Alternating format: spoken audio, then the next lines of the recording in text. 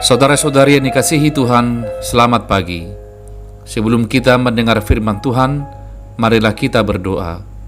Kasih karunia dan damai sejahtera dari Tuhan Allah kita, Anaknya Yesus Kristus, dan Roh Kudus. Amin.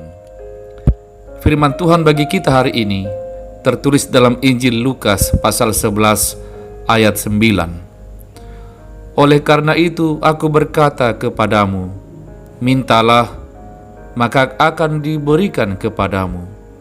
Carilah, maka kamu akan mendapat. Ketoklah, maka pintu akan dibukakan bagimu. Demikian firman Tuhan. Saudara-saudari yang dikasihi Tuhan, doa adalah bagian yang terpenting dalam hubungan kita dengan Tuhan. Meski demikian, terlalu sering kita mengabaikan jembatan komunikasi yang vital ini dengan Tuhan. Dalam banyak kesempatan, kita tidak berdoa karena kita tidak tahu bagaimana cara berdoa, atau seberapa sering kita harus berdoa. Murid-murid Yesus melihat secara jelas efek doa dalam kehidupannya. Yesus menghabiskan banyak waktu dalam berdoa, bahkan seringkali seorang diri. Lalu Yesus berkata kepada murid-muridnya, mintalah, maka akan diberikan kepadamu. Carilah, maka kamu akan mendapat. Ketoklah, maka pintu akan dibukakan bagimu. Karena setiap orang yang meminta, menerima, dan setiap orang yang mencari, mendapat, dan setiap orang yang mengetok, baginya pintu dibukakan.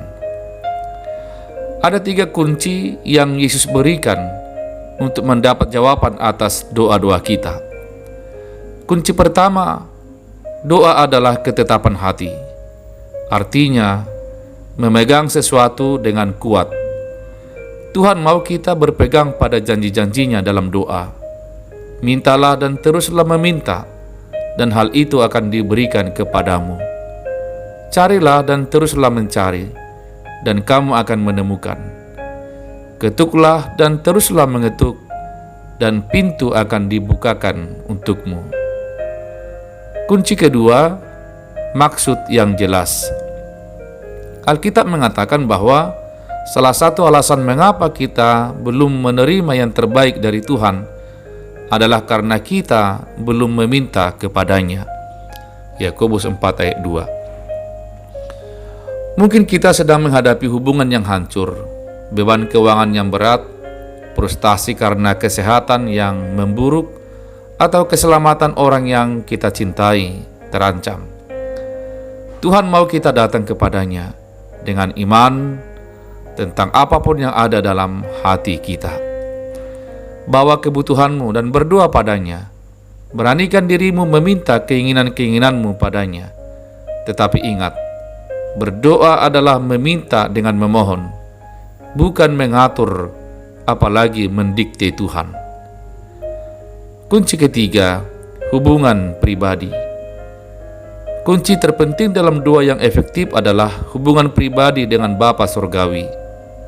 Dalam Alkitab kita mengenal orang-orang yang memiliki hubungan pribadi yang dekat dengan Tuhan, seperti Abraham dan Musa. Kedua tokoh ini memiliki hubungan yang intim dengan Tuhan, sehingga apapun yang mereka butuhkan, sepertinya Allah segera memenuhinya. Ingatlah, kita semua harus memiliki hubungan pribadi atau perjumpaan secara pribadi dengan Tuhan, yaitu mengenal Tuhan bukan menurut apa yang kata orang, tetapi mengenal Tuhan karena pengalaman dan perjumpaan kita secara pribadi dengan Tuhan. Dan itulah doa. Amin. Marilah kita berdoa. Tuhan Allah Bapa kami di sorga, terima kasih karena Engkau membuka jalan dan memberi jembatan bagi kami untuk datang, memohon dan meminta kepadamu. Ya Tuhan, Engkau menginginkan kami terlatih dan terbiasa datang kepada Tuhan, membangun hubungan dan relasi yang dekat dengan Tuhan. Dan biarlah kami bukan hanya memohon dan meminta, tetapi mengerjakan segala apa yang Tuhan perintahkan. sehingga ketika kami membutuhkan sesuatu, kami percaya Tuhan segera memberikannya kepada kami. Berkati kami Tuhan hari ini, keluarga dan anak-anak kami. Demikian juga pekerjaan serta usaha kami. Kami serahkan ke tangan pengasihan Tuhan. Demi Kristus kami berdoa padamu. Amin. Saudara-saudari, selamat pagi, selamat bekerja, selamat berkarya. Tuhan Yesus memberkati. Shalom.